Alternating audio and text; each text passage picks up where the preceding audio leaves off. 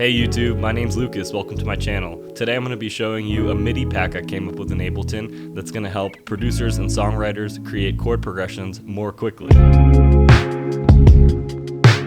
Before we dive in, I just wanted to say that playing instruments and recording yourself is one of the best ways to create unique sounding stuff. But if you're short on time, or you're traveling and don't have a MIDI keyboard, or you're not sure about your piano skills, my pack will help you because you can just drag and drop chords right into Ableton. If you don't want to create your own pack from scratch, you can just go to my website and download this and start making music immediately. It directly supports the channel so I can keep making content like this. Okay, here we are in Ableton and here's the pack. As you can see, we have all 12 keys listed as major - minor as well for your convenience. So if we open up one of the packs, you'll see we have a number system that goes from 1 to 7, which lists all 7 available chords that are in that particular key. And each chord has 3 inversions available. We have first inversion, second inversion, and root position. So if you're not a huge music theory person, all you need to know is that this number system basically indicates different chords that you can use for your song. And first inversion actually has the tonic or do in the highest melody note. Our second inversion has mi or may in the melody note, and the root position has so, which is the 5th in the melody note. So it just depends on how you want the chord to be played exactly.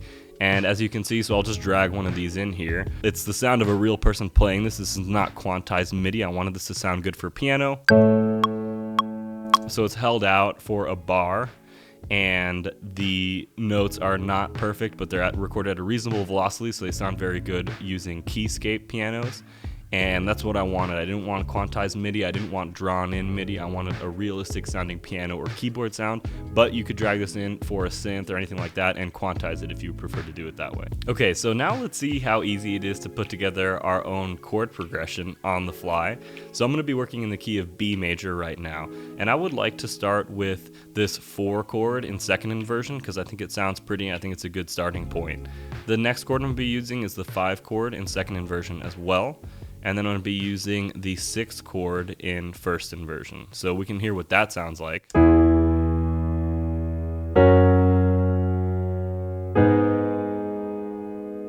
Okay, so pretty standard pop progression.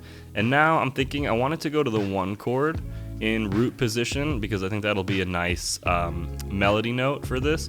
But I'm actually just going to chop it in half so that it moves a little more quickly, and I'm going to use this 7 chord here as well, and I'm going to put it in second inversion.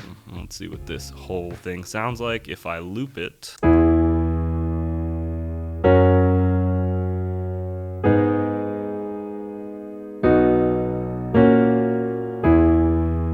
So I just wanted to explain my 7 chord real quick because this is not the same as normal textbook music theory. Normally a 7 chord in the major scale would be a minor 7 flat 5 or a half diminished chord, but here I'm actually using a slash chord. So this is really just a 5 chord with the 7 in the bass, or if we think about it in this key, it's F sharp with A in the bass. So F sharp is the 5 chord, and we're just putting the 3rd in the bass to get a smooth walk down from 6, 7 back to 1.